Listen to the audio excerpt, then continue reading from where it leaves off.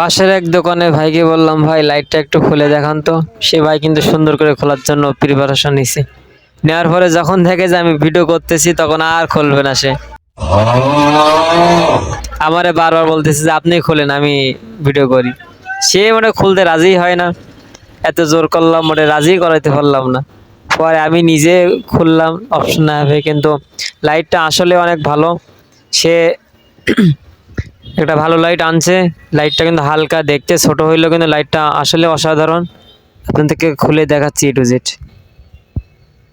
লাইটের দুই সাইডে দুইটা কলমদানি, বিভিন্ন রাখার অপশন আছে। এরপর কিছু সময় পর সে নিজেই চাইলো যে ভিডিওটা করে দেখাইতে। সে তারপরে নিজে অন করে দিল। দেওয়ার পরে আমি একটু চেষ্টা করলাম যে নিজে নিজে পারি কিনা, কারণ এর অপশন আমি বুঝতেছি না কোথায় কি আছে। চারিদিকে দেখেন কোথাও কোনো সুইচ নাই, অন অফ করার কোনো অপশন নাই। পরে আমি নিজে অন অফ করলাম। তিনটা লাইট জ্বলে এখানে।